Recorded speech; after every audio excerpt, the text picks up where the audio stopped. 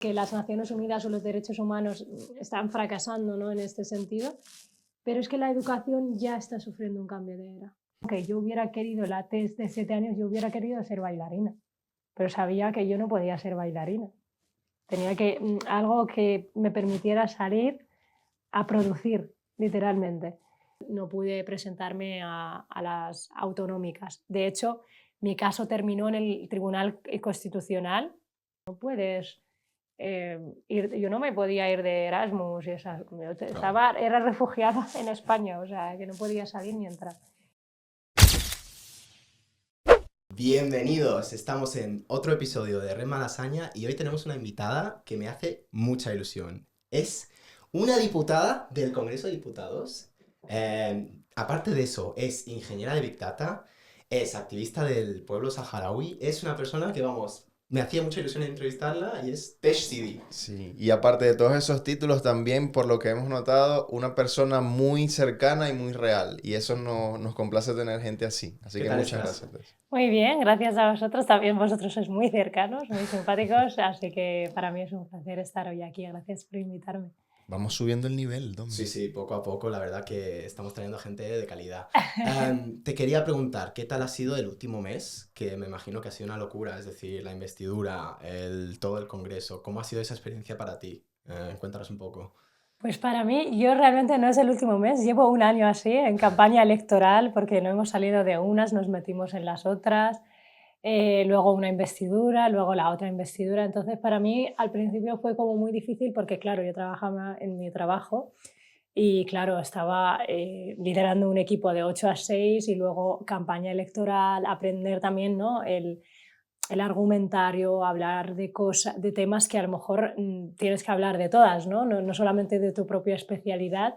Y cuando quería hablar de mi especialidad era como la gente decía, ¿de qué me está hablando esta chica? ¿De Big Data, Big Data, no sé qué, digitalización? Entonces me costaba como mucho meter en la agenda del debate social, ¿no?, la digitalización o qué es Big Data, pero que es normal, ¿no? Entonces, eh, al final los eslóganes y todo lo que aparecía en los medios era Tessiri la saharaui. Y yo como que quería al revés, yo digo, ya, pero aparte de ser saharaui son más cosas, ¿no? No Claro. llega uno a la política por ser saharaui. Hmm. La verdad que eso, que han sido momentos muy intensos, no, sobre todo, por ejemplo, yo fui excluida de las autonómicas, tuve que ir al Tribunal Constitucional, bueno, eso es un rollo que le recomiendo a la gente que vaya a leer mejor en Google. Y nada, me pareció, hubo momentos como de alegría, momentos que no puedo mentir, de lloros, momentos de incertidumbre, que creo que eso es lo que, ¿no?, mata mucho la incertidumbre, no saber cuándo el resultado de las elecciones, qué va a salir. Momentos de alegría, pues por ejemplo, para mí el día que fui a votar, porque era la primera vez que votaba en España y me voto a mí misma, entonces coger tu propia papeleta con tu propio nombre y decir, hoy voy a votar y me voto a mí misma, refleja un poco, ¿no?, la exclusión de miles de personas migrantes de este país, pero también refleja que se llega y se puede llegar. Entonces fue como un momento muy emotivo, no voy a llorar, porque ya lloré entonces. Luego la investidura, me encantan las investiduras porque aprendes muchísimo, porque la estrategia, para mí es como muy inteligente cómo responden algunas personas, ¿no?, la estrategia argumentativa para contestar a otro diputado, a otra diputada. En la utilización del humor, los memes, por ejemplo, aquí siempre lo digo, el ranking está muy, muy, muy alto, entonces yo es como quiero utilizar ese mismo, ¿no?, esa misma capacidad de responder con humor y no sé si voy a estar a la altura, creo que va a ser como típica broma y me río yo sola, yo, bueno, great. Y bueno, un poco eso, creo que en las investiduras aprendes mucho porque políticamente, ¿no?, porque es como continua estrategia, aunque en la tele sale solamente 1 minuto o 2 minutos, tú estás ahí a veces 12 horas. Wow. Entonces no sé quién te está contando la réplica, el otro la contrarréplica. Y aunque a veces no es de tu mismo partido, aprecias el que utiliza un poco el sarcasmo, la broma. Claro. También, por ejemplo, algo que me sorprende mucho es que Vox se enfadaba cuando alguien hablaba en euskera o en catalán y se iban del hemiciclo y no volvían hasta, yo qué sé, hasta que volviera a hablar otra persona en castellano. Tú, pero vamos a ver que esa persona, cada diputado representa un electorado Sí. y dentro de esa casa de la soberanía popular yo no solo represento a la gente progresista de izquierdas o que haya votado a Sumar, represento absolutamente hasta el que ha votado a Vox. Entonces, como que para mí, creo que siendo externa era como, esto es necesario, de verdad, vuélvanse a su sitio. Y nada, y puse también algunas capturas de que me ponía el ring este de andar los steps al día, me ponía que no había andado en todo el día, los días de investidura. Digo, hombre, si no eres de Vox no vas a echar ningún pie fuera de esta cámara esos días. Claro. El tema de los idiomas, pero ahora hay como unas auriculares que te traducen todo en vivo, ¿no? Es decir, para el euskera, creo que mucha gente no lo controla tanto. Tienes unos auriculares, ¿no? Para sí, tienes un auricular y yo me estoy con el A1 de euskera. Bueno, en Ganun, cada vez que ya sé saludar en euskera. O sea, oye, tiene su importancia. Yo siempre... Pero muchas personas caen, ¿no? Bueno, el presupuesto... De verdad, tú piensas que dentro de las instituciones, igual que yo hay gente que se ve representada por mí, pues ya sea por mujer, ya sea por migrante, ya sea por saharaui, ya sea por los ingenieros informáticos, porque yo también represento a ese colectivo, ¿no? De ingenieras e ingenieros. Cuando alguien habla en euskera o habla en catalán, representa a un electorado que piensa en ese idioma y decía no sé quién, ya, pero todos os entendéis en castellano. Ya, yo también hablo muy bien inglés, tengo un C2, pero como pienso, como sueño, y creo que esto lo explicaba Marta Rosique, que es una diputada de Esquerra Republicana que ya no está, yo la referencio mucho, y ella me llegó a mí cuando me explicó eso, porque yo hablo también árabe, pero al pasar tantos años en España se ha vuelto en mi idioma materno el castellano. Claro, entonces cuando tú te pones a debatir, cuando tú tienes que hacer una réplica, el idioma en el que piensas, el idioma en el que sueñas, el idioma en el que te relacionas con tus parejas, con tus hijos, ese es su idioma materno. Entonces, para muchas personas su idioma materno es su segundo idioma, además de ser idiomas oficiales de España, representan ese electorado porque es su idioma. Piensa y habla y come y todo lo dice en catalán o en euskera, y yo me he criado en Valencia y yo aprendí antes valencià que castellano. Y siempre la gente, ¿no? Cuando me vine a Madrid me decían a veces, no, es que tienes no sé qué con el valencià, es que es lo primero que aprendéis los migrantes cuando llegáis. Y yo decía, pero no es bonito, ¿no? Que todo el mundo hable. En mi país nadie se pregunta, nadie pone en cuestión que tú hables 1 o 2 o 3 idiomas. O sea, es como, ay, qué bien, normal, ¿no? Es lo normal. Bueno, y, o sea, a mí se me ocurren preguntas que el tema político es súper interesante. Pero ya el hecho de tenerte aquí y, como dije al principio, tan cercano y tal, pasa mucho que a la gente, hablo por la gente, pero realmente es por mí, solemos ver a los políticos como muy alejados de la gente, ¿sabes? Entonces, vamos a aprovechar de que nos cuentes un poco quién eres, o sea, quién es Tesh, de dónde viene, cómo se llega a la política. Es algo que a mí realmente me genera mucha incertidumbre, muchas dudas, como mucha curiosidad de saber cómo una persona como tú, que no naciste aquí en Europa, llegas ahora a ser una representante de la gente, ¿sabes? Porque la gente ha votado por ti y ya me respondiste una de las preguntas que te quería hacer, que era que uno como político vota por uno mismo, que lo respondiste hace rato, ¿sabes? Sí, Entonces, es como cualquier cosa. sí, yo haría lo mismo, yo veo mi papeleta y votaría por mí 100%. Hombre, ya vamos, ya Exacto. puesto, claro. Entonces, me gustaría conocerte un poco más como persona, más allá del lado político. Así Nada que, político, sí. Los políticos son personas y las personas son políticas siempre que tengan, ¿no? Yo sí que creo que todo el mundo es político, porque en el momento que a ti te afecta la vivienda, te conviertes en un activista político porque hay un derecho vulnerado. Entonces, yo nací más bien en los campos de refugiados de Tinduf, en Argelia, y ahí, para quien no lo sabe, España ocupó el Sáhara Occidental durante muchísimos años, y durante la dictadura franquista, en los últimos años de Franco, cuando ya casi se muere, ¿no? Empiezan un proceso, ¿no? De, oye, los saharauis se quieren independizar, obviamente, porque empiezan los procesos de descolonización de las Naciones Unidas. No voy a poner fecha exacta, seguramente que mi gente saharaui estará diciendo, esta está poniendo fechas random. No, solo quiero contextualizar un poco a la gente, ¿no? Francisco Franco muere en el 75, en el 76, no, es el 20 de noviembre de, no sé si era el 75, creo. Sí, 75. No Eso recuerdo, no me esa fue acuerdo. una... Lo he estudiado. Exacto. Sí, no me acuerdo de la fecha ahora mismo exacta y luego me criticará otra gente, pero bueno, no pasa nada. Bueno, Entonces, pues los saharauis obviamente piden su independencia de su tierra, ¿no? De, oye, nosotros somos saharauis, ustedes han colonizado nuestro territorio, márchense de nuestro territorio, ¿no? Entonces, bueno, pues España empieza a eludir sus responsabilidades, a decirle a la ONU, no, bueno, ahora son provincia, para no decir que son colonia.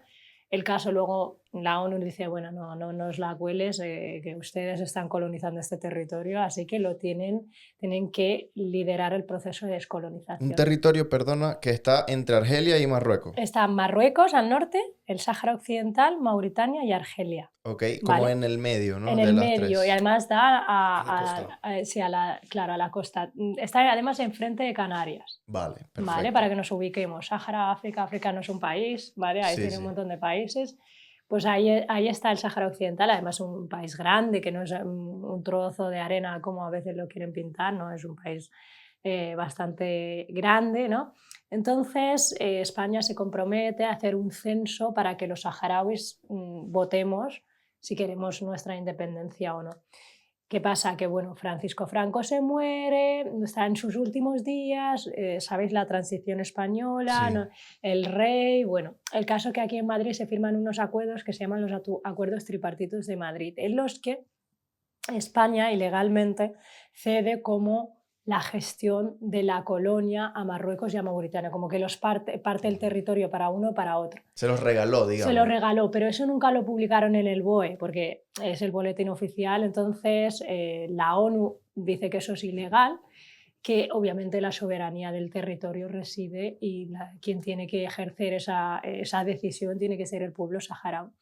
Entonces Marruecos nos ocupa por el norte, resumidamente Mauritania por el sur, y entonces antes, en el 73, surge un movimiento de liberación nacional, ¿no? Un movimiento que es el Frente Polisario, que es como los saharauis organizados militarmente y políticamente contra la colonización. Frentes populares ahí se han generado, creo que en todos los países, Sí, contra sí. la colonización, pero bueno, para que la gente no entienda, cuando hablamos del Frente Polisario es como el pueblo saharaui organizado contra la ocupación, igual que el pueblo palestino.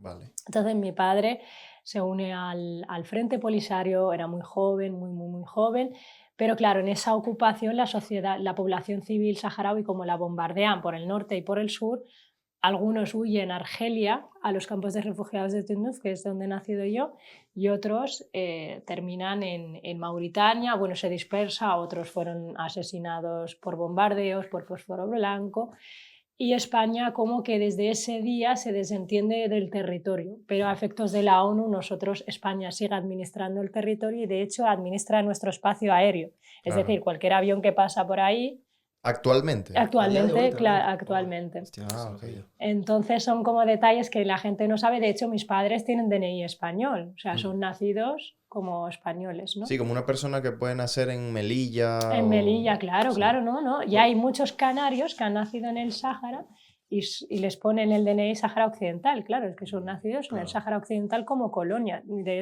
hecho, de esto hace 50 años, no hace casi nada. Claro, En y hubo términos una históricos. ocupación armada de parte de Y Marruecos y Mauritania. Y Mauritania. Mauritania consiguió el Frente Polisario que se rindieran, pero de Marruecos tiene aliados poderosos como Francia, como Estados Unidos, Israel.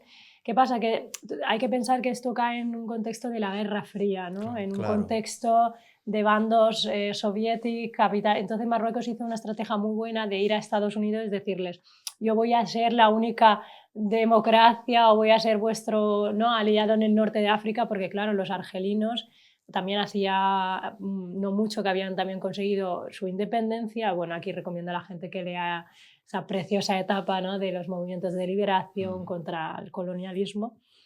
Y entonces mi madre se exilia ahí, obviamente como refugiada, y nosotros ya nacemos en los campos de refugiados de Tinduf en Argelia, ¿vale? Bueno, nací ahí, con lo de nací ahí en el 94, soy ya mayor, ya no Bueno, tengo el bono somos- transporte, ya Somos Ay. jóvenes aún, por favor. somos jóvenes aún. Somos Y los bueno, millennials. sí, No literal. sé. Bueno, yo leí que era Z, no sé si es verdad, si los del 94 somos Z Es o que no. yo no sé, hay una... Yo creo que estamos en el limbo de nada. Bueno, Sí, más o menos. yo me siento joven, Yo así también, que... Eso, yo esa es la también, definición. yo Somos también. jóvenes. Eso Ya. es, Exacto. eso es. Y nada, empieza a venir a España con una familia de acogida, porque en España hay como unos programas de acogida de niños saharauis con una familia española. Tú vienes los 2 meses, porque claro, hay que recordar que los campos de refugiados saharauis en verano y pueden llegar a los 55 grados. Claro. Un contexto de... Ahora mismo estamos el alto al fuego, la guerra entre el Frente Polisario y Marruecos se paró porque hubo unas negociaciones de las Naciones Unidas. Volvemos a lo mismo que las promesas del 75 de vamos a hacer el referéndum y vais a volver a vuestra casa. Bueno, de ese referéndum llevamos esperándole 30 años, bueno, más, desde el 91 más, Claro. 33 casi 30. El caso es que van pasando los años, la promesa no se cumple, y el pueblo saharaui se vuelve una parte, el 200 y pico mil refugiados saharauis se quedan en esos campos de refugiados y la otra mitad de la población se queda bajo ocupación marroquí. Y ahora Marruecos controla militarmente, ocupa militarmente el 80% de nuestro territorio. ¿Y sabes lo que ha hecho? Pues lo mismo asesorado por Israel, lo mismo que han hecho con Palestina. Han puesto un muro, el muro más grande que existe en el mundo, minado de minas antipersona, que son 2.700, que divide el Sáhara Occidental de norte a sur. Lo que han hecho es vallar la parte que han ocupado. Entonces, por ejemplo, mi padre, toda su familia se quedó en el otro lado, pero igual que mi padre, todo el mundo tiene un tío muerto en la guerra, un tío desaparecido, un tío fusilado, ¿sabes? Entonces, toda la familia se ha quedado bajo ocupación. O sea, que no los anexó como suyos, sino más bien como una especie de esclavitud moderna, por Sí, decirlo de no, alguna forma. son como los sistemas de apartheid, o sea, Sí, empiezan claro. con una ocupación militar. Luego, cuando no pueden convencer a la ciudadanía, una ocupación cultural, apropiación cultural, empiezan a ver, cada vez que va la ONU ahí, ellos visten a varios marroquíes de saharauis o incluso saharauis que, bueno, pues han decidido estar del lado del ocupante. Lo que pasa es que las Naciones Unidas dicen, no, esta gente antes no son marroquíes, tienen su propio idioma, su propia cultura. Yo es que me habla una persona marroquí en árabe y no entiendo su idioma, o sea, y aunque, o sea, ya por esas cosas tan obvias, ¿no?, que diferencian una sociedad de otra, quedan obviamente patentes porque la Haya dice, no, este pueblo no era marroquí, porque lo que reclamaba Marruecos era que el territorio antes de ser español era suyo. Y luego, bueno, era suyo Marruecos, el Sáhara Occidental, Mauritania y un trozo de Argelia. O sea, eran como muchos países y lo llaman como el Gran Magreb, o sea, como una recuperación de un territorio grande, ¿no? Y entonces, y además son tesis nacionalistas previas, o sea, que se las apropió la monarquía, pero que son de un movimiento político previo, nacionalista, de índole nacionalista, que dice que, oye, este territorio es nuestro. Y entonces nosotros, pues nada, desde entonces tenemos una parte de la población refugiada y otra parte de la población bajo ocupación. Lo mismo que pasa un poco con Palestina. Lo que pasa es que los palestinos nosotros tenemos el 20% del territorio liberado, pero no vivimos ahí. ¿Por qué? Porque la población sufriría ataques, porque pensar que, creo que si no me equivoco por las cifras, hay 150.000 gendarme, es decir, militar en ese muro que os he dicho, y ahora están sponsored, están apoyados por Israel y tienen drones. Entonces nosotros no podemos vivir en las zonas liberadas de nuestro país. Ha habido personas que sí que han estado viviendo ahí, pero desde el 2020 hemos vuelto a la guerra porque ellos mismos han violado como ese alto al fuego firmado en el 91 que os comentaba. Entonces, claro, no puede vivir nadie ahí porque pues, o sea, muere por un dron o por una mina porque está minado con minas antipersona. Entonces, es una realidad muy compleja que te obligas a vivir en los países, en Argelia en este caso, que ha sido el país que nos acogió en su momento. De hecho, ahí se ha constituido ya la República Saharaui. O sea, nosotros tenemos un Estado, una república, tenemos lo mismo, lo que pasa que controla los territorios liberados y los campos de refugiados de Tinduf, que es donde nací yo. Claro, y quizás Argelia, por tener esa rencilla con Marruecos, también les permite a los saharauis como que esa independencia, entre comillas, para apoyarlos Claro, en contra de... cuando Marruecos, cuando al principio fue a Argelia y le dijo, ayúdame a ocupar el Sáhara, y estos le dijeron, nosotros acabamos de salir de una guerra contra Francia con una lucha anticolonial, ¿cómo vamos a permitir? Ahora lo O contrario. lo contrario, entonces es cierto como que siempre hay como ese discurso de no, se utilizan los argelinos. Y yo no he vivido más en libertad que naciendo en un campo de refugiados. ¿Por qué? Porque hay una constitución de un Estado administrativamente que funciona. No es un campo de refugiados como Lesbos. Nosotros estamos administrativamente organizados en provincias, votaciones, lo mismo Es que una un ciudad, Estado. básicamente, o Claro, es una son, provincia. cada campo de refugiados se llama igual que las provincias en el Sáhara Occidental. Y eso lo hicieron nuestros padres, nuestras madres, para que nosotros no nos olvidáramos que nuestra tierra está en otro lado. Claro. Entonces yo, aunque yo nací en Auxerre, no nací en Auxerre, nací en el Auxerre en el exilio, no nací en mi país, de hecho yo nunca he estado en mi país, nunca lo he podido pisar, ¿no? Y no puedes volver porque, claro, todos los que somos refugiados, ellos dicen, sois del Polisario. Digo, ya, pues es que todo el pueblo saharaui es un frente popular, ¿no? Entonces no podemos volver a nuestro país directamente, no bajamos del avión. Claro. Entonces es una realidad como muy dura, pero bueno, yo empiezo a venir a España dentro de esa realidad compleja de vulneración sistemática de los derechos humanos. Es verdad que los campos de refugiados han ido poco a poco. Gracias a esa administración, tú tienes que pensar que nuestras madres llegaron ahí y solo tenían su estraje como casa a un desierto y está considerado lo más inhóspito del mundo. Solo florecen los saharauis ahí, solo sobreviven ahí.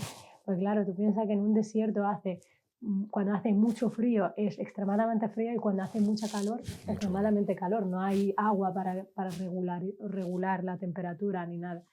Entonces ellas lo pasaron obviamente muy mal. Nuestras madres eran las que estaban ahí porque los hombres estaban en la guerra, algunas mujeres también, y estuvieron 17 años de guerra. Entonces la figura paterna tampoco es algo muy presente en nuestra sociedad porque están obviamente en la guerra. Y empezó a venir a España en el 2002 con 7 hermanos, con 7 años. Con mi hermano mellizo a una familia de Alicante en verano. Y bueno, empieza a venir los veranos solamente, te vuelves a tu familia súper feliz, contenta, que todo el mundo siempre se preguntaba, pero bueno, ¿no te gusta más esto, el sistema capitalista, ¿no? que nos rodea? Y yo te juro que es que veía los edificios tan altos que me sentaba y decía, ay Dios mío, qué alto, qué alto. Y me abrumaba que hubieran tantos semáforos, tantas luces, tantas cosas, porque era como, todo esto tan necesario, Desconocido. ¿no? Desconocido, sí, pero luego también pues me asombraban muchísimas cosas, me asombraban cosas como lo lisas que eran las paredes. Y decía, uff, ¿qué sistema de ingeniería es esto? Porque yo quiero hacer lo mismo ahí en los campos, ¿sabes? Porque claro, nosotros tenemos jaimas, pero tenemos también casas de adobe, porque es lo que construye, lo destruye la lluvia. Entonces yo tenía como, ahora mismo está la situación mucho mejor, porque claro, ahora ya somos todos ingenieros, o sea, la generación de mis padres resistieron, pero nosotros ya hacemos una incidencia, ya claro. como, además un paso de generación a generación muy rápido. Lo mejor para mí que hicieron nuestros padres y el Frente Polisario fue enviarnos a estudiar, porque para nuestros padres la educación es como la supervivencia del pueblo, ¿no? Que todos nuestros hijos, porque tú piensas que es un grandísimo sacrificio para una madre y un padre enviar a su hijo tan pequeño con una familia que no conoce, en una cultura que no conoce, en un idioma que no conoce.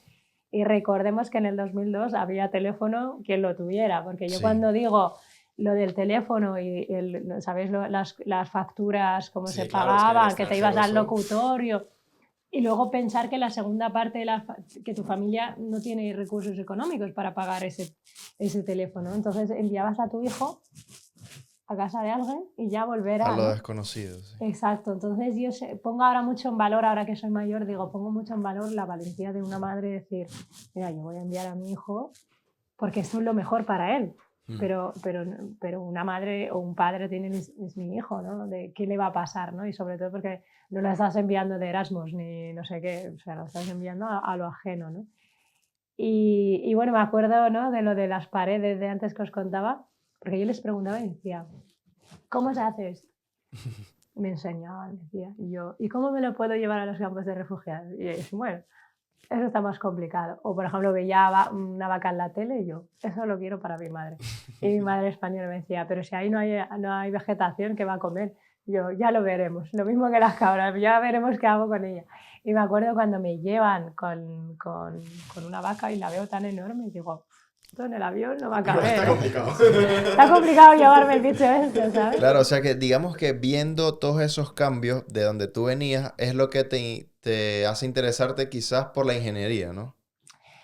Yo creo yo quería ser médico, quería ser dentista, ¿vale? ¿Por qué? Porque nosotros tenemos un problema en los dientes que es de fluorosis por el agua, ¿no? Entonces tenemos unas manchitas, entonces uno en los campos de refugiados pues quiere ser o médico, o profesor, o abogado, o sea, porque son como las cosas utilitarias a nuestro pueblo para claro. liberarlo, ¿no? O sea, o si no, tenías que ser o profesor para educar, médico para salvar, y abogado para defender en los tribunales europeos y en donde haga falta, digamos, la parte más. Pero claro, luego, bueno, pues varias circunstancias, creo que suspendí química en segundo de bachiller, me vino muy bien porque era una cría poco asquerosa, elitista, súper estudiante, y suspendí química y no llegué a entrar en la nota. Por eso le digo a todo el mundo que por favor nadie va a fracasar porque suspenda en las PAU, en la selectividad una asignatura, se sale, ¿vale? Por favor, ese elitismo de segundo de bachiller que no, o sea, todo el mundo llega, todo el mundo aprueba y luego te sobran anillos para trabajar. Entonces me voy a traducción, pero luego no me gustó tampoco todo esto en un periodo de un mes, ¿vale? Y luego acabo en ingeniería informática. Te juro que no sabía dónde me metía. Pero yo veía ingeniería informática y yo decía, yo qué sé, ¿esto qué será, no? Me meto en la carrera y empiezo a ver programación, unas cosas, pero me quedé por el espíritu de cómo se trabajaba en equipo. Porque los ingenieros no, o sea, somos elitistas luego en el mundo de la empresa, pero en la carrera todos estábamos como, bueno, pues si saco un 5, no había ese elitismo imperante de la medicina y de querer entrar y ser el mejor. Ahí era como take it easy. O sea, ya llegaremos a una práctica, colaboracionismo. Entonces yo me quedé por la carrera por eso, porque se trabajaba en equipo. Sí, además es interesante porque cuando nosotros entramos en la carrera, porque tengo más o menos la misma edad, es que aún informática era una nota media bajísima. Sí, ahora es muy alta. Ahora es súper alta, según lo que tengo entendido. Entonces creo que ahora igual sí que hay más ese elitismo, porque claro, entre que ahora se paga muy bien en los informáticos y tal, creo que ahora como que hay más esa competitividad. Pero cuando entramos nosotros, yo de hecho en una entrevista que hicieron a la gente de selectividad en Ibiza, donde hice yo la selectividad, yo salí diciendo... A mí me da igual la nota, solo necesito un 5. Qué vergüenza, lo pienso ahora mismo, pero salí en la tele y la gente dijo, te vi diciendo esa gilipollez, porque era esa actitud de... Ya da igual, sí, porque además es un mundo muy creativo, rozando a la filosofía, fíjate, tiene filosofía y informática tienen mucho que ver, porque tú tienes que tener una capacidad de abstracción tan alta y yo era como demasiado calculadora y yo. Pero ¿por qué se le ocurre a él? Si él no parece muy brillante y a mí no se me ocurre. O sea, ese era mi nivel. O sea, imagínate, se me ha ido toda esa estupidez. Menos mal, la enterré creo que en bachiller. Y porque yo intentaba como resolverlo como todo matemáticamente. Decía, ya, pero la derivada, o sea, ¿cómo puede ser? No entendía, ¿no? Yo creo que muchos informáticos me van a entender. Y un bucle for, veía cómo resolvía a otra persona con otro tipo de inteligencia más abstracta y todo el mundo me decía, ya le pillarás el rollo. Decía, pero el rollo yo, tercero de carrera, yo sigo sin pillarle el rollo a esta carrera, pero yo seguía porque, ya te digo, entre el humor, el compañerismo, esa capacidad, ¿no? de trabajar en equipo, y cuando yo creo que dejé un poco de pensarlo tanto, me di cuenta que era buena ingeniera por la observación, por la optimización. Porque también me acobardaba mucho al principio de la carrera porque tenía como compañeros típico, que te lo habrás cruzado, típico pro de la vida. Sí. Pero luego tú llegas a quinto de carrera y ellos siguen primero. Y tú, no sé qué.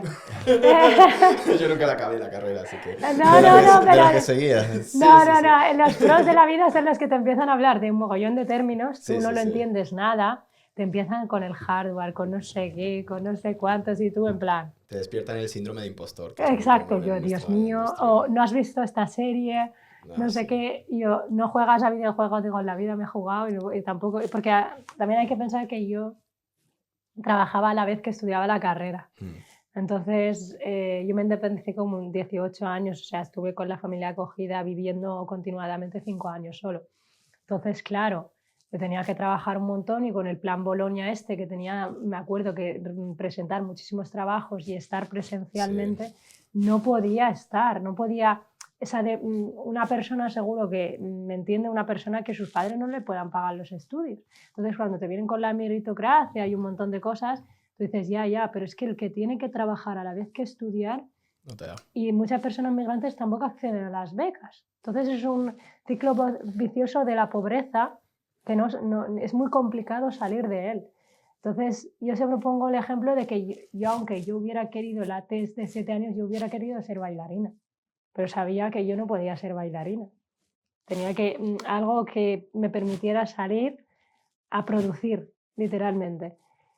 Y no lo tenía claro con informática, porque entonces, como bien dices, no era una carrera, era la gente esa rara de los de la cueva. Los frikis. Los frikis, los literal. frikis. Además, de hecho, la sala donde programábamos todos en plan nuestro tiempo libre, la gente lo llamaba bibliotecas en otras carreras, nosotros la cueva. O sea, ese era el nivel, ¿no? Y nada, luego me di cuenta que se me daba mucho mejor la carrera cuando pasé al mundo empresarial con las prácticas de la carrera, que nosotros también empezamos a trabajar muy rápido, a los 21 años o 2, yo ya estaba con las prácticas de la carrera y aprendí muchísimo, ¿no? Porque ya te encuentras pues, jefes que controlan muchísimo, gente que... los informáticos Dominic tenemos... sabe de eso. Sí, cuéntanos. A ver, la cosa es esa, es que a mí me ha pasado un poco lo contrario, de que yo sufrí mucho en la carrera, porque nunca he disfrutado mucho del estudiar y además es como que no encajaba mucho algunas cosas, pero en el momento que empecé a trabajar como que era como, no, soy bueno en esto se me da bien, porque de repente es más práctico, estás trabajando con la gente, tienes que ir a por un objetivo, no es tanto no, es que tienes que hacerlo de esta manera que le gusta al profesor y si no tal, o como que hay más flexibilidad, hay más creatividad también. Creatividad, sí. Y desde luego que es una cosa que al final yo creo que muchos informáticos llegan al mundo laboral y se dan cuenta como, no, es que esto no solo es como la carrera te lo dice, realmente hay mucho más posibilidades y muchos roles distintos para gente que sabe de informática, no solo el típico programador que tiene que ser una máquina y que sabe optimizarlo todo, sino que también hay muchas cosas creativas, muchas cosas de gente que... Claro, Sí, total. de hecho, creo que pasa mucho con las carreras universitarias, que como que se enseña algo, lo que tú dijiste de los números, lo que calculabas, que luego cuando lo vas a llevar a la práctica, lo haces con una calculadora o lo hace un sistema, o sea, no, quizás tienes que aprender a hacerlo, pero no es tan necesario a la hora de trabajar. Y yo creo que o sea, es necesaria como que una reforma estructural en cuanto a la educación en ese sentido, que prepare a la gente más para la vida y cambiar ese chip de ser simplemente un estudiante. A mí, por ejemplo, me apasiona mucho el tema de las finanzas y sobre todo las finanzas personales, algo que es clave en tu día a día y es algo que no se aprende en la universidad. Totalmente. Sino es algo que tú buscas externamente Sí. o que tú sientes en algún momento la necesidad de aprenderlo, nadie te lo enseña y es algo que yo creo que es básico. Sí. Entonces, son esos detalles que estarían bien, digamos, reformar o que se vean. No sé por qué no ocurren, pero bueno, siempre Pero está porque bueno comentarlo, ¿sabes? la educación, hay un cambio de era, o sea, esto lo decía el de la ONU y lo hemos copiado un poco, hay un cambio de era, ¿no? En que las Naciones Unidas o los derechos humanos están fracasando, ¿no? En este sentido, pero es que la educación ya está sufriendo un cambio de era. Se tiene que digitalizar, los profesores mismos se tiene que innovar, ya no la chapa, ¿no? Que solemos decir en la carrera. Yo, por ejemplo, en la carrera también me enseñaban lenguajes como de hace muchísimos años y luego salgo y luego es futurista totalmente, que no tiene nada que ver. De hecho, tengo muchos compañeros que se habían hecho módulo, ¿no? Y te crean o sea, es que para mí también hay como un sistema elitista. Un sistema elitista que te dice que el que es ingeniero es mejor que el que estudió módulo. Luego yo me he encontrado compañeros que han estudiado formación dual o formación profesional y eran mucho mejores que yo, pero a mí me molestaba a veces que yo haya pagado una carrera de 4 o 5 años, que eran 4 el y cobraba lo mismo que yo, pero luego aprendí y dije, Tess, ¿no? O sea, hay que valorar a la gente por lo que sabe, Sí. por lo que transmite, por cómo ha aprendido ella, porque esa es su capacidad de liderar, ¿no? Cuando yo empecé, yo vengo ahora más del sector de la banca, ¿no? De liderar equipos, y te juro que le doy a toda cosa que yo pensaba o programaba, le decía al más junior, ¿y tú qué piensas? Sí, es esencial eso. Y él me daba a veces una respuesta mucho mejor que yo, pero luego a lo mejor yo era mucho mejor detectando riesgo de colapso entre ingenieros que el arquitecto, que es el arquitecto, digamos, solemos decir, es la persona más senior del diseño de las soluciones técnicas.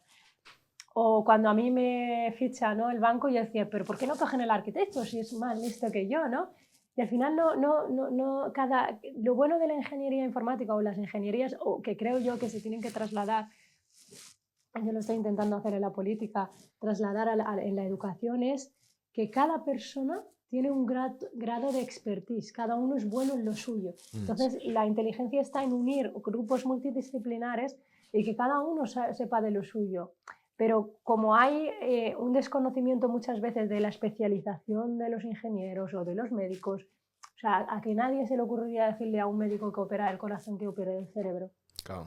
Pues yo es que soy ingeniera especializada en datos, yo no entiendo de front-end, Sí. pero yo soy capaz de empatizar y darle la importancia a un ingeniero especializado en diseño o los de UX y UI. Siempre ha existido el elitismo, no son ingenieros. Pues a lo mejor no quieras llamarlo ingeniero, pero es una especialidad muy importante porque es esa persona capaz de entender al usuario final y trasladarlo a la inversa para que un ingeniero lo adapte al cliente que lo va a utilizar, porque imagínate, hacíamos aplicaciones, además los informáticos tenemos el síndrome del fontanero. Nosotros llegamos, abrimos el código para que la gente lo entienda, lo que escribimos detrás de las pantallas, y hay que cambiarlo todo. Está Reforma. todo fatal. Está fatal. Yo Sí, habría... sí, esto hay que reescribirlo. Exacto, hay, Refactorizar. fatal. Bueno, una reforma, pero dicen que los fontaneros son igual, que llegan y te cambian toda la pipe y luego te dicen, bueno, había que cambiarlo. Entonces los informáticos somos como del continuo de no, esto yo lo habría hecho mejor. Sí. Y luego ves lo mismo que has hecho tú hace unos meses y dices, ¿eso quién lo ha hecho? Y luego vas a la revisión del código tuyo y dices, has sido tú, digo, culpable, ¿sabes? Sí, sí, siempre pasa. ¿Y cómo luego de la carrera profesional llega ese punto en el que tú dices, no, ya va, yo tengo que entrar a la política, o cómo se da? O sea, ¿cómo se llega a la política? Pues yo estaba igual que vosotros hace un año, porque yo nunca supe cómo se entra a la política institucional, ¿no? Yo sabía que se milita en partidos, pero claro, cuando yo termino la carrera, yo estuve 10 años, ¿no?, batallando el pagarme la carrera, la precariedad en todas sus manifestaciones, ¿no?, laboral, académica, para mí, o sea, cuando se habla de pobreza en España, hay mucha pobreza. Hay muchas personas que lo están pasando muy mal porque, o que sus hijos no pueden permitirse los padres pagarle una universidad. Entonces, cuando yo termino la carrera muy pronto y digo, ostras, pues se ve que ser ingeniero se paga muy bien, ¿no? Porque no hay tampoco esa concepción en la carrera. Ahora a lo mejor hay más, pero cuando nosotros estudiamos en su momento, tú salías de ahí y no sabías ni a lo que te ibas a dedicar. Cuando yo ya supero, ¿no?, pues no me tenía que preocupar por regularizar mis papeles porque ya era legal en España, porque durante la carrera también padecía mucho la expulsión porque yo no tenía nacionalidad y además tenía un sucedáneo de papeles, porque tú cuando naces refugiado saharaui eres apátrido, o sea, no tienes claro, qué complejo. Bueno, y eso da para otro podcast. Eso da, el tema de la ciudadanía y los saharauis y sus papeles da para otro podcast, porque claro, tú vienes de un país que España no quiere reconocer. Entonces, no sé si habéis visto la película del aeropuerto. Sí, la de Tom Hanks, ¿no? Sí, que se queda. Pues No, eso yo no. resume mi vida. Estar en un aeropuerto y no puedes salir porque tu país ha entrado en guerra, pero no puedes entrar a Estados Unidos porque no reconoce a tu país porque ha entrado en guerra. Claro, la película básicamente pasa eso, que Tom Hanks llega el país pasa guerra y entonces él está en un limbo legal en el que no puede ni entrar ni salir. Y Claro. entonces se queda en el aeropuerto. Y eso Recomendable pasó esa con- película para entender a los saharauis. Ya. Bueno, o sea, yo medio te entiendo un poco, sobre todo por la complejidad que es para nosotros conseguir el tema de pasaportes y todo Claro, esto. claro. Y porque hubo momentos, y he escuchado historias de poca gente de Venezuela, pero que sí, que a lo mejor estaba en el extranjero y habló mal del gobierno, o sea, hizo Mm. cosas que al gobierno no les pareció correctas, y simplemente como que lo cancelaron como Ujú. venezolano. Mm. Y claro, estando en otro país sin tener aún nacionalidad de otro país, te quedas sin tu nacionalidad de origen porque Claro. te Nosotros, expulsan, claro, quedas claro. en un limbo Claro. legal. Claro, sí, vosotros por una circunstancia y nosotros pues por la guerra y porque Sí. España no asume su responsabilidad, pero bueno, es esa sensación, ¿no? Porque al Ujú. final tú no tienes una libertad de movimiento, tú no puedes ir, yo no me podía ir de Erasmus, y estaba, era refugiada en España, o sea, que no podía salir ni entrar. Entonces, cuando yo ya termino, ¿no? Con todos mis jaleos, 24 años para pedir la ciudadanía española, tengo un buen trabajo, tengo las necesidades, ¿no? Cubiertas, ¿no? Básicas, digo, ojo, pues ahora hay que devolverle a mi pueblo la militancia, ¿no? El esfuerzo que os decía antes, ¿no? De venir de un país tal. Y nada, explota la guerra en mi país, lo que os comentaba antes, desde el 91 se acuerda con la ONU que alto al fuego, hacéis referéndum, volvéis a vuestra tierra. Nos engañaron, mentira, nunca volvimos. Y claro, Marruecos en el 2020, a finales de año, perdona, existe una zona que se llama el Guerguerat al sur de nuestro país que se llama como tierra de nadie. Es decir, ni Marruecos supuestamente puede tener una presencia militar, ni el Frente Polisario tampoco.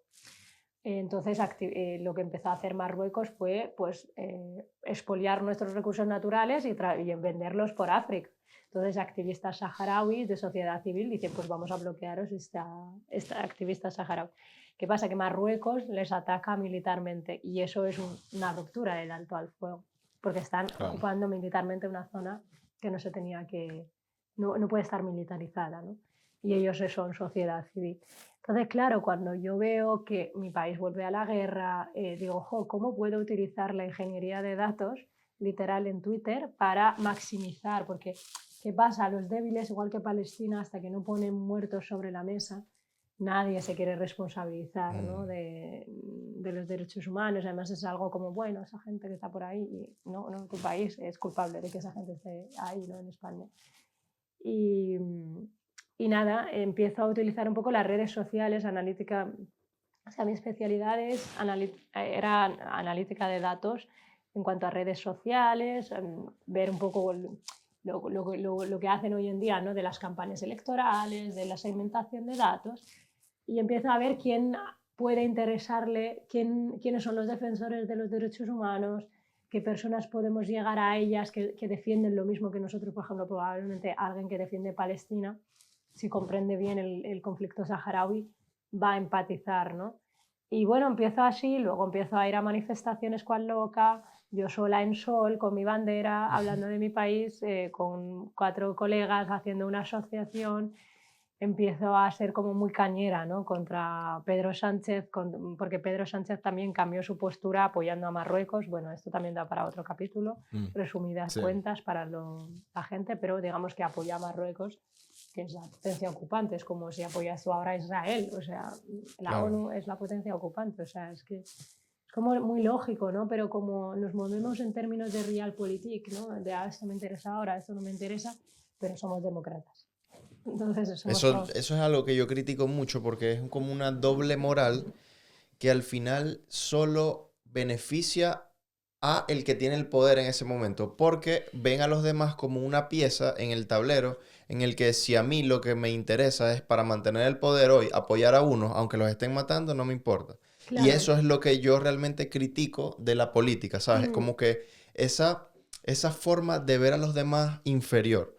Y es lo que yo no estoy de acuerdo con esos puestos de responsabilidad tan altos que también siento que van generando como un ego en la gente, porque realmente el ser humano es así, o sea, no es por nada malo, sino simplemente porque es nuestra naturaleza. Entonces, ese ego que va generando en muchas personas cuando eres alguien que tiene que tomar la decisión por otro, creo que puede pasar factura si no se controla, no se... Porque se sé. gestiona, porque lo que decíamos antes, ¿no? De que la educación está sufriendo una crisis, que hay que transformarla, la política también está sufriendo una crisis. Hay un problema tanto de geopolítico, ¿no? Del orden mundial que se está reconfigurando, pero la Carta de Derechos Humanos, la construcción de las Naciones Unidas, estamos sufriendo una era que o creas políticas basadas en los derechos humanos o no va a funcionar, porque África se está levantando otra vez, los países, todo lo que tú has dicho no importa, porque a mí cuántas veces, te lo digo en serio, cuántas veces he estado 50 personas con los palestinos, que si el día del Nakba, que si el día... Éramos 50. Y ahora todo el mundo dice, ha vuelto a la agenda política por un genocidio. ¿Lo estamos permitiendo después del Holocausto? Estamos dejando... Entonces, cuando nos preguntamos por qué los alemanes, se lo preguntan los psicólogos, ¿no? ¿Cómo se permitió el Holocausto? Pues lo mismo que está pasando ahora. Porque nos volvemos insensibles, nos volvemos...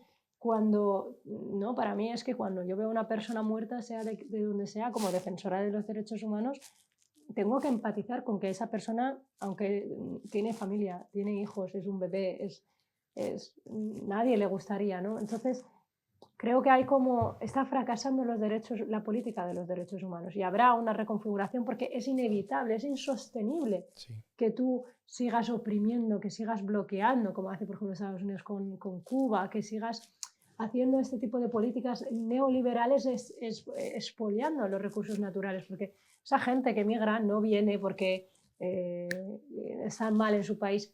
¿Cuál es la causa de que estén mal en su país? Sí. Porque, por ejemplo, mi país es muy rico, Senegal es muy rico, pero si tú expolias la pesca, dejas a la gente sin trabajo, que han sido pescadores toda su vida. Entonces, inevitablemente, el sistema capitalista es tan voraz, tan exprime a los pueblos a través de sus territorios. Y eso obliga a ¿qué es lo que más conectado está al territorio, a las personas? O sea, aunque esto suena muy ideal, pero la gente que lucha por la recuperación de su territorio es porque hay una conexión identitaria con el territorio. Y eso es tu trabajo, es verdad que eso cuesta, esa idea tan... para algunos de los 70 cuesta mucho instalarla en la mente de las personas porque casi todo el mundo nace empadronado en España, casi todo el mundo nace con pasaporte, casi todo el mundo nace español, ¿no? Pero hay gente que se le arrebata el trabajo, se le arrebata la identidad. Al final, estar enmarcado geopolíticamente en un país o en otro deja de cobrar importancia cuando tú no puedes vivir en tu propio país, porque te están expoliando otro país. ¿Por qué muchísimas personas africanas se van a Francia? Pues porque aunque no esté ocupándolo en términos oficiales Francia, sí que aplica políticas coloniales, extractivistas en su territorio. Entonces, ¿a dónde van a ir? A Francia, porque hablan francés, porque son una herencia colonial que no ha terminado. Claro, y pasa similar aquí con la gente latinoamericana. Que también, España, claro. Lo mismo, entonces es como cuántas empresas transnacionales invierten en América Latina. Y luego se ensucian los ríos, se ensucian... Bueno, sí. Ahí sin meterme mucho tampoco porque conozco solamente algunas relacionadas con el expolio en África, pero al final es el mismo sistema político, o sea, es la continuidad del colonialismo, pero llamado de otra manera. Sí, lo que pasa es que en ese tema, por lo menos hablando de Latinoamérica, que es lo que puedo conocer, y haciendo como un paralelismo quizás con África, que tiene ese parecido, es que también nosotros, digamos que las decisiones, por decirlo de alguna forma, políticas que hemos tomado es de apoyar a personas que luego se han desvirtuado. Corrompidos. Sí. Exacto, se ha desvirtuado y han generado dictaduras como en la mayoría de los países africanos, que en África casi todos son gobiernos dictatoriales. Sí, bueno, militar, hay de todo tipo. Entonces en América Latina pasa mucho eso también y lo que se critica no solo de gobiernos de derecha o de izquierda, porque yo realmente critico a ambas partes, sino cuando se aprovecha, porque puede ser un gobierno muy de derechas, como puede ser el estadounidense, pero claro, igual pactan en el caso venezolano, con Nicolás Maduro, el que sería el presidente, que ya se puede asumir que es una dictadura, y ellos, aunque sean de derecha y el otro sea de izquierda, solo por sus intereses, que es el interés de la extracción petrolera y tal, pacta con esto. Igual pasa con Francia, por ejemplo, que sí, que Macron es un presidente muy progre, por decirlo de alguna forma, pero igual pacta con dictadores africanos por tener la extracción de recursos, de minerales, de diamantes, de Claro, todo eso. Entonces, ahí es donde tú dices, ya va, pero tú dices luchar por los derechos, pero luego estás pactando con alguien que tiene una guerra en su propio claro, país claro. y que está matando gente. Entonces, no me vengas con la doble moral de decirme, no, es que yo lucho por, claro, ¿y por qué no dejas de hacer negocios con estos dictadores que matan Claro, gente claro. allá también, ¿sabes? O sea, no puede ser que... Ellos son los que sustentan al final el poder, porque eso Efectivamente, es el capital, volvemos a lo mismo, es el capital el que se está inyectando para controlar a través de empresas, a través... del gobierno también. Y al final yo sí que creo que todos los pueblos hacen y harán su revolución. No, la harán, la acabarán diciendo basta. Tiempo al tiempo, pero es verdad que lo que tú dices, no vengamos a que tampoco somos los más progresistas, porque esto pasa también con la externalización de fronteras en Marruecos. Y bueno, pues eso que al final hay, el capital sostiene el poder y el Sí. poder, ¿sabéis cómo ejecutan? Me encanta la conversación, podríamos tirarnos 2 Oh, horas solo hablando de esto, pero también al final, si queremos hacer una transformación política, necesitamos gente joven que cambie, que tenga otros ideales, y ahí volvemos otra vez a ti. ¿Cómo pasas después de ese activismo en el que estabas en la Plaza de Sol con 4 personas defendiendo el pueblo saharaui? ¿Cómo pasas de repente a tener esa posibilidad de presentarte en una lista electoral? pues mira, yo empecé pues eso, no fracasé en ninguna estrategia, sino que creo que todo era pasito a pasito, ¿no? Yo siempre decía que para cambiar Ujú. necesitamos estar en la institución y Sí. esto es que es un hecho, y aunque sea una, y aunque luego logre solamente una política, una ley, es que la revolución, como te decía antes, la hacen los pueblos y la hacen y llevan tiempo. A mí no me preocupa transformar o no lograr el 100%, ¿no? El 100% Sí. de mis logros, pero me sentiré orgullosa de haber participado de algunos de ellos y dejar el camino para que los que vengan no sea una y otra vez la primera mujer, la primera persona de América Latina, la primera África, para dejar, ¿no?, de ser los Mm. primeros y no, ir normalizando. Pero es cierto que yo siempre pensaba que era, si tengo hijos algún día será esa generación de mis hijos, porque ya no van a padecer tanto como yo, porque para mí yo ya había sobrevivido a todo un sistema creado para que gente como yo no esté en la institución, ya sea Mm. cancelando por los papeles, ya sea cancelando laboralmente, ya sea cancelando por ser saharaui, por muchísimas cosas. Personas como yo no se nosotras no es que no esperamos estar en la institución no espera que nosotros estemos ahí. Mm. Entonces me contacta como, yo soy muy friki, me voy a muchas cosas sola, ¿no? Sola en plan a presentación de libros y cosas, porque claro, mis amigos dicen, es que eres tan activista, hija mía, que no vamos a poder seguirte todo lo que tú quieres, ¿no? Entonces, voy a la presentación de un libro de Alejandro Torrús sobre la memoria democrática, la transición de aquellas personas, ¿no? Que no se llama, no me acuerdo, La gran evasión española, el libro. Y entonces me voy a la presentación de ese libro y la que presentaba el prólogo era Manuela Bergorot, que es nuestra secretaria de organización de Más Madrid. Y, pero nada, hola, yo no sabía ni quién eras. ¿Por qué? Porque yo nunca había pensado en militar en ningún partido. ¿Por qué? Porque como mi lucha es anticolonial, mi lucha no entiende de partido ni de ideología, no se puede enmarcar siquiera en los partidos ni en las ideologías aquí en España, porque el Frente Polisario, por ejemplo, no es un partido político, es un movimiento de liberación y debajo hay gente de derecha, de izquierda, pues como en cualquier sociedad, o sea, Claro. está todos los paraguas, pero es nuestro representante, digamos, ante las instituciones, ante la política exterior. Entonces, claro, yo para servir a ser útil a mi pueblo como activista de sociedad civil, tengo que poder interlocutar con todo el mundo. De hecho, cuando hablo en términos de activista saharaui, no veo el color político, ¿no? Porque Mm. es importante entender que no se puede encasillar como quiere, Porque no ¿no? te haces ningún favor al final. Claro, Sí, claro, en claro. ningún país, de hecho, ya elegirá el pueblo saharaui, que Sí. como quiere, que sus partidos a lo mejor son todos al principio como el bipartidismo, es que no lo sé, lo Mm. elegirá el pueblo saharaui, ¿no? Pero yo sí represento al pueblo saharaui o hablo en nombre del pueblo saharaui, tengo que tener la capacidad de no ser la mujer de izquierdas, ¿no? De Claro. llegar al consenso. Entonces nunca milité en ningún partido, pero porque tenía que hablar con todos, ¿no? Pero sí que obviamente era lo que me había traído mucho a Madrid era, pues es verdad, Manuela Carmena, no sé si te acordáis Claro, de ella, sí. que ella fue alcaldesa de Madrid, pues si yo tenía un faro era un poco ese, si tuviera que elegir un partido en el que tenía que estar, pues era Más Madrid, ¿no? Pero nunca tampoco había militado, ni tampoco sabía muy bien cómo, ¿no? Lo que tú decías, no se sabe muchas veces cómo se llega a los partidos, de hecho eso tenemos que mejorarlo. Mm, Pues se llega militando, inscribiéndote. Te inscribes en un partido, como en un formulario, el que más te guste más o menos, y luego te asignan un grupo de trabajo. Yo no militaba ni me había inscrito tampoco en Más Madrid. Ella me escribe como meses después de esa charla, de la presentación de ese libro: hola, Tess, soy Manuela de Más Madrid.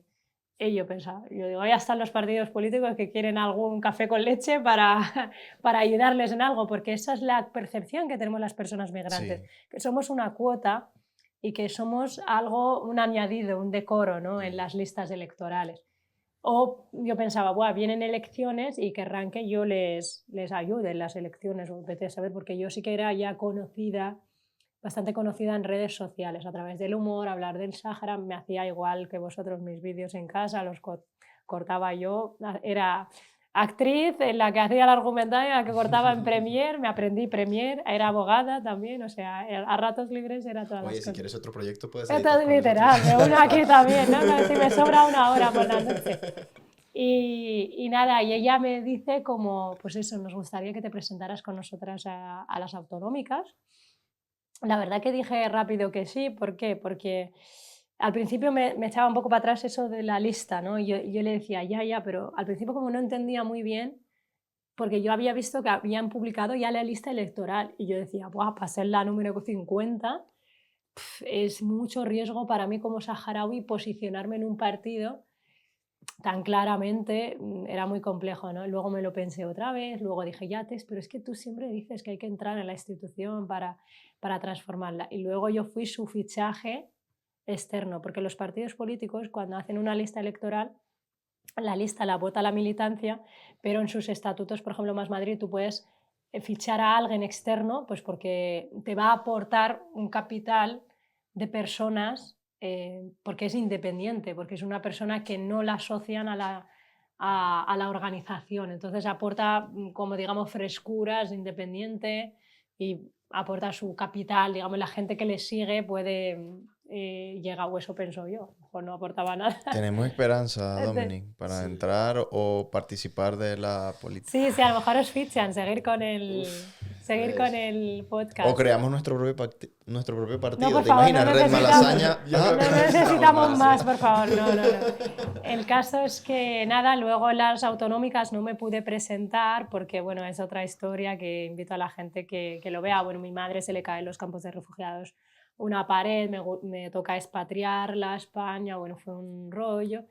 Del padrón y al final no pude presentarme a las autonómicas. De hecho, mi caso terminó en el Tribunal Constitucional, la que me avaló diciendo que yo tenía razón, que yo llevaba 7 años viviendo en Madrid y que no podía, porque claro, yo le alquilaba una casa a mis padres en Málaga, entonces yo voy, no sé si te ha pasado con tu familia, no sé si tienes que empadronar tu familia o cargarte de sus sí, sí, papeles, sí. yo Sí, le claro. firmo todo. Total, de mi madre 100%. ¿Verdad? Pues Sí. de todos los papeles tú sabes bien de lo que hablo, entonces con cada uno tengo, contigo lo informático y contigo lo No, migrante, pero ¿no? Sí. también tengo un caso donde En he tenido que casa, hacer lo mismo, entonces, así claro, que... acompaño a mi madre a empadronarla, me empadroné ahí en Málaga, el caso un rollo, eh, y el- pero la fiscal me da la razón, dice, jo, es que esta persona no podía saber que la hayan empadronado, aunque ella haya Mm, firmado allá en Málaga, de hecho, claro.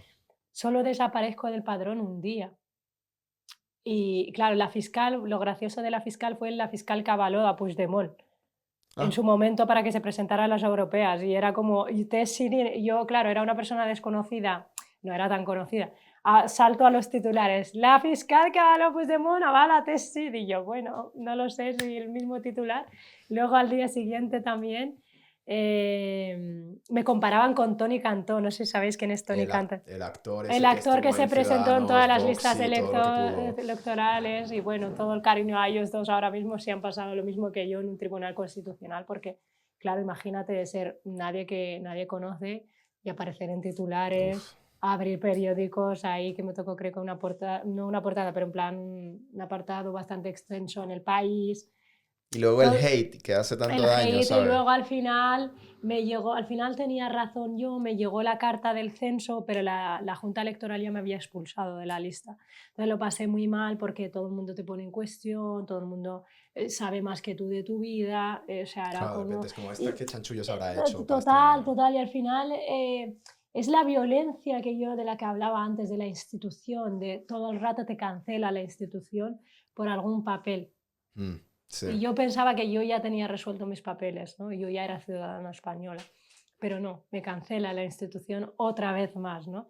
Fue muy duro, pero luego, por ejemplo, Más Madrid, yo acompañé a Más Madrid hasta el final en las listas, o sea, les apoyé en la campaña electoral porque yo sentía que tenía que tener, obviamente, un deber con la organización que le habían dado todo por mí, ¿no? Hasta Claro. batallaron hasta el último tribunal para que yo figurara en esa lista electoral, lo pasamos la dirección de Más Madrid y yo también personalmente muy mal, porque es algo muy, ¿sabes? Fichas a alguien, un independiente, y luego aparte es migrante, aparte pasa todo eso, ha sido como, es la paradoja, ¿no? De las personas migrantes. Entonces luego Más Madrid me dice, no, no, tú te presentas por nosotros a las generales y de número 3, o sea que yo era la número 3 de Yolanda Díaz en Madrid, ¿no? Y Yolanda Díaz también estaba, vamos, súper de acuerdo en Sumar, porque, sabéis, Sumar es una Sí, coalición de sí. partidos. Entonces yo me presenté por Más Madrid, representando la circunscripción de Madrid. Así que para que os podáis imaginar, para mí no fue nada fácil saltar a la política institucional.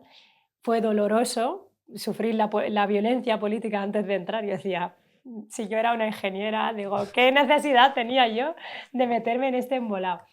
Pero bueno, fue la verdad apasionante hacer campaña electoral, aprender a hacer discursos rápidamente, hablarle, ya no solamente hablar del pueblo saharaui, ¿no? Yo también para mí una condición era que yo, sí, soy migrante, soy saharaui, puedo poner empatía a las políticas migratorias. En que querías también tratar otras políticas que no solo Claro, ser exacto. la saharaui, que solo hable del mismo Claro, tema. claro, porque los titulares eran Tessidi y la saharaui, no sé qué tal. Y yo decía siempre bueno, que aparte de todo eso, yo soy muchas más cosas, más complejo, y que, bueno, que de aquí si algún día formaba parte de la institución, quería dedicarme a hacer ingeniería, de la política ingeniería y de la ingeniería política. Claro. Y transformar la vida de la gente digitalizando, innovando, Mm, haciendo cosas.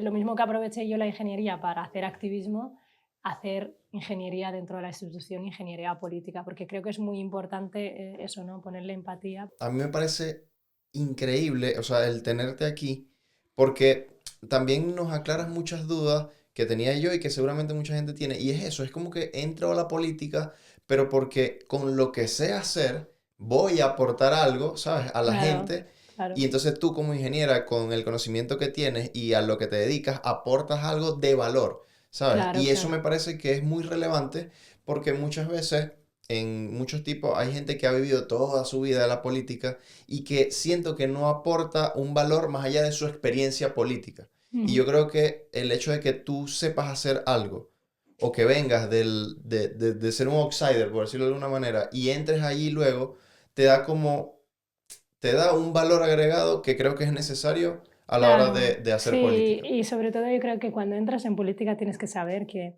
la política institucional, porque política se hace toda la vida, mm. en política institucional tienes que saber que es transitorio, que no tienes que estar ahí toda la vida, o sea, mm, el tiempo que sigas aportando. Creo que es muy importante saber esa reflexión, sigo aportando en la política, porque no siempre ocupar posiciones institucionales aportas, puedes también estar desde fuera asesorando, desde fuera aportando tu conocimiento o, oye, volviendo, ¿no? a lo tuyo. Yo espero volver a poder programar y espero programar, no me da la vida, es verdad, pero a veces digo, me encantaría también programar, ¿no?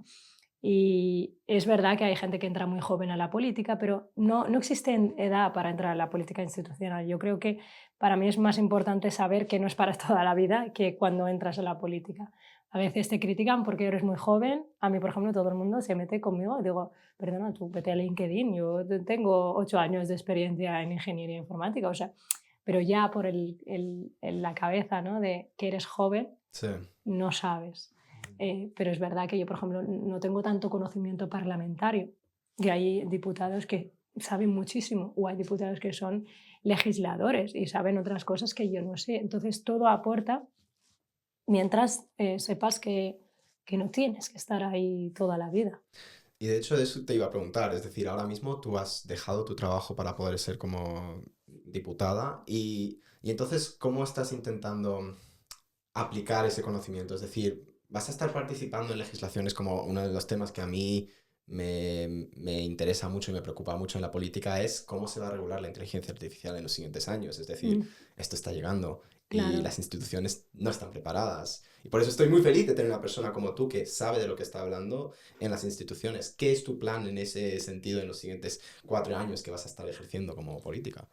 Para mí primero es educar a mis propios compañeros en digitalización y en términos que creo que es muy importante para que todo el mundo entienda que esto es transversal, que no es el departamento de digitalización, no. Se digitaliza en sanidad, se digitaliza en consumo.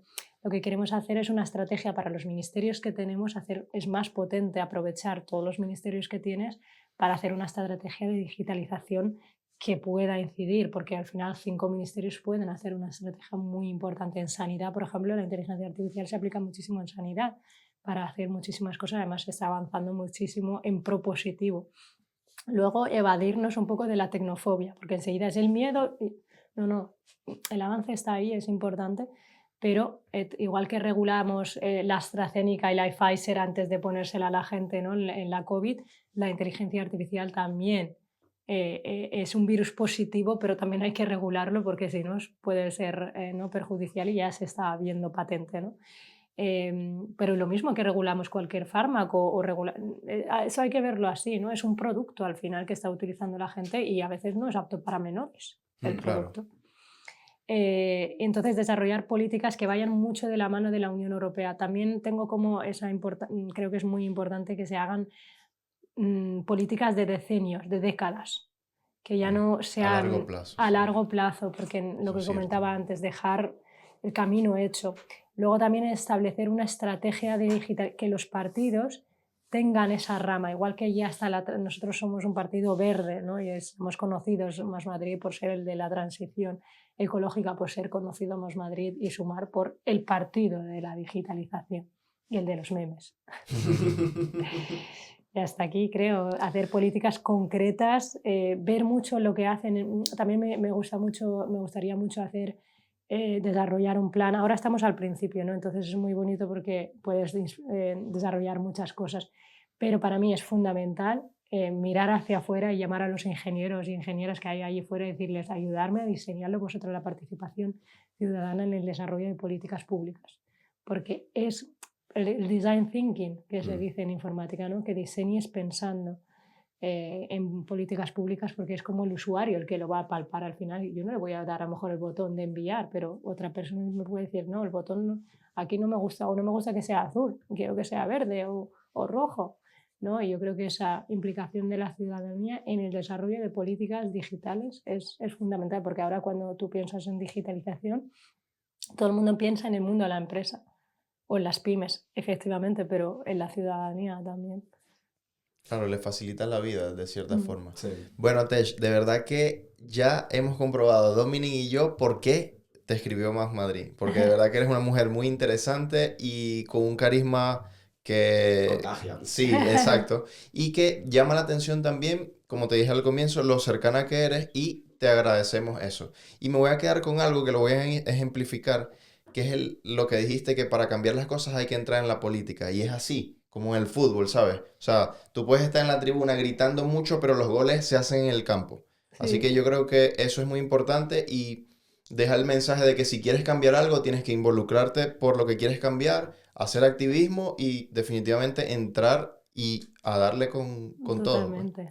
Me ha encantado esta entrevista. Tengo un montón de temas que me gustaría hablar contigo, pero igual algún día me Otro vuelves. día, claro, otro día cuando tengáis 100.000 followers. O sea, yo me encargaré yo de que los tengáis. Tocamos Muchas madera. gracias. Eso es. Muchísimas gracias por venir. Gracias a todos por escuchar. Si seguís viéndonos a estas alturas del podcast, lo apreciamos. Claro que sí, Por somos favor, muy dadle like, interesantes. suscribid. Siempre me da vergüenza decirlo, pero funciona. Así que, por favor, hacedlo. Muchas gracias, Tess, de nuevo. y nos vemos en el siguiente episodio. Muchas gracias. Vosotros.